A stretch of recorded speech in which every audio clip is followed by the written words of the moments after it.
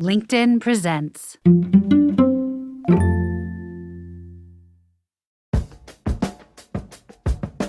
Good morning. I'm your host, Michael Kovnat, and this is the Next Big Idea Daily. Quick masterclasses from the best new nonfiction in under 15 minutes. Make sure you're following the show to get new episodes and sign up for our free companion newsletter using the link in the episode notes. Now, I don't know how you feel about yourself, but a lot of us would love to make big changes to our personalities, to be more risk-taking, for example, or more compassionate. But a lot of us also feel that we're more or less stuck, that we may just be too set in our ways to make any really significant changes. Well, here to push back against that sense of stuckness is Olga Khazan, a staff writer at The Atlantic and author of the new book, Me But Better, The Science and Promise of Personality Change. Olga embarked on a year-long journey to see if she could change some deep-seated tendencies, in her case, a propensity for anxious overachievement, by diving deep into the latest research on behavior change and habit formation. Olga joins us to share some of her key findings right after this break.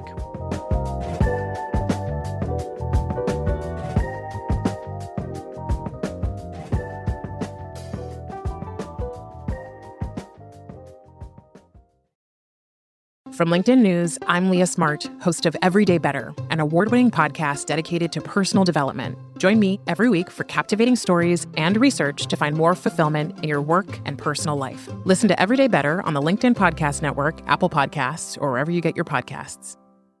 From LinkedIn News, I'm Jessie Hempel, host of the Hello Monday podcast. Start your week with the Hello Monday podcast. We'll navigate career pivots. We'll learn where happiness fits in. Listen to Hello Monday with me, Jessie Hempel, on the LinkedIn Podcast Network or wherever you get your podcasts.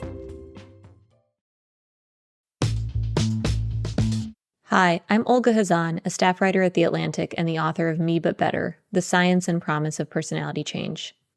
I'm going to share 5 key insights from my book. Insight number 1. Personality change is possible through consistent habits and behaviors. You might think your personality just is the way it is. The influential 19th century psychologist William James even argued that in most of us, by the age of 30, the character has set like plaster and will never soften again. But James turned out to be wrong about this.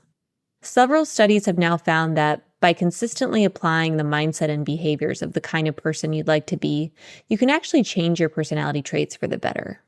For a 2019 study, the psychologist Nathan Hudson and 3 of his colleagues devised a tool that would help people perform these types of personality-altering new behaviors.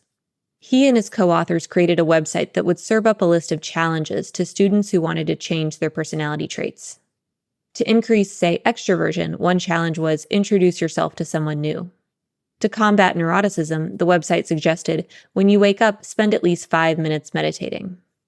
Those who completed the challenges saw changes in that trait at the end of the 15-week study.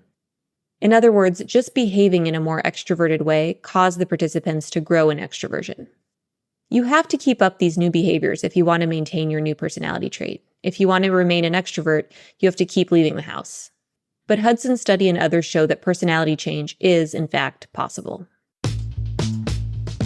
Introverts should sometimes act like extroverts.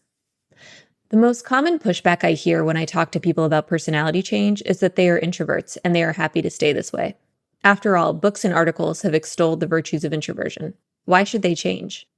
But many studies have found that social connection is one of the strongest predictors of well-being, and extroverts are more socially connected. In lab experiments, extroverts tend to interpret ambiguous stimuli more positively, hearing the word one, W-O-N, rather than one, O-N-E, for example, or writing more uplifting short stories based on short prompts. People who are extroverted as teenagers remain happier even when they're 60. I understand that introverts might not be thrilled to hear this. I initially wasn't either. But there are ways to square your natural introversion with the universal human need for connection. You don't have to mingle with everyone at the office party, for instance. You can just call a trusted friend for a one-on-one conversation. Even hanging out with others and listening more than you talk can be a form of extroversion. Though there's nothing wrong with being an introvert, several studies have shown that when introverts occasionally behave in extroverted ways, they experience more positive affect, science speak for good feelings. When introverts socialize for a few minutes, they get a big mood boost. The reason for this twist is that behaving against our natures doesn't bother us as much as we fear it might. In one study, introverts even reported feeling truer to themselves when they were behaving like extroverts. As much as we might prize authenticity, we have other desires too. We want to handle difficult situations appropriately, feel embraced by others, and accomplish our goals. Sometimes achieving those things means going against our natural personality traits. Lean into the discomfort. At times, personality change is going to feel very uncomfortable. You are going to hang out with a group of potential new friends and feel timid and jittery. You are going to be so bored during meditation that you compose an entire work email. But that discomfort doesn't mean that you should rethink changing your personality after all. Instead, anxiety can be a sign that you're truly becoming different. Virtually every voice in the world of self-transformation warns against quitting something just because it doesn't feel right at first. Don't measure the success of an exposure practice by whether you feel uncomfortable, write Martin Antony and Richard Swinson in When Perfect Isn't Good Enough, their guide for overcoming perfectionism. If you chose an appropriately difficult situation, you should feel anxious. People understandably try to avoid difficult feelings like discomfort, sadness, or anxiety. But those feelings can be a sign that something matters to you and is therefore worth pursuing. In fact, a type of psychotherapy called acceptance and commitment therapy, or ACT, suggests that what we cherish most is often precisely what prompts deep feelings of anguish and uncertainty. ACT encourages you to identify what it is you care about, your values, and behave in a way that accords with those values, even if it frightens you at times. I find it easiest to remember ACT through this acronym. Accept your negative feelings, A. Commit to your values, C. And take action, T, toward the kind of life you want to live. It can be a helpful sequence to remember when you're trying on new personality traits. When I tried improv, this meant accepting that I feel stage fright, recognizing that one of my values is to be more outgoing, and doing the improv showcase anyway. Instead of small talk, try big talk. Often, when given the opportunity to chat with an acquaintance, we reflexively snap into small talk. We ask rapid-fire questions like, what do you do, and are you married? But these tend to make people feel put on the spot, not connected.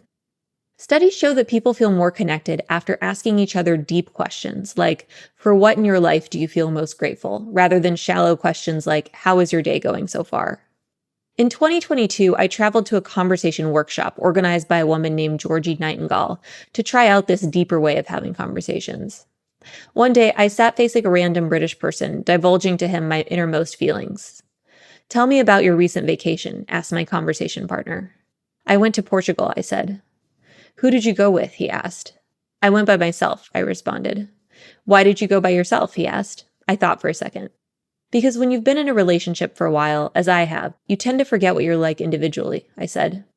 I wanted to get in touch with that part of myself that's just me, without my partner's influence. I noticed that this was a much better and deeper explanation of my vacation than the kind I would usually give.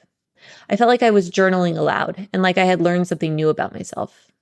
This exercise was meant to help us try out one of Georgie's tips for having deeper conversations, which is to listen for the meaning behind people's stories rather than collecting facts.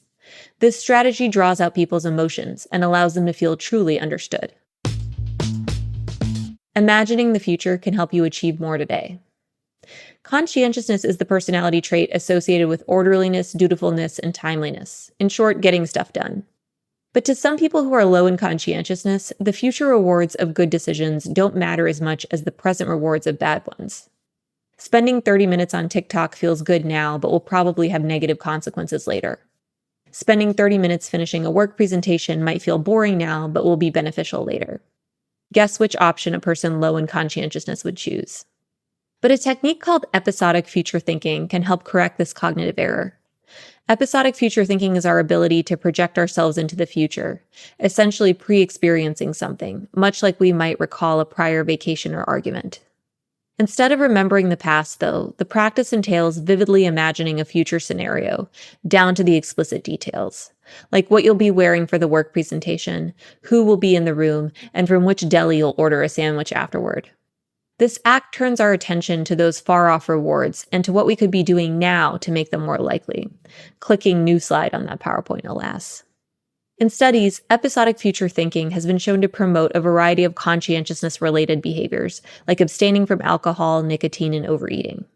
The more frequently and specifically you imagine these futures, the better this works.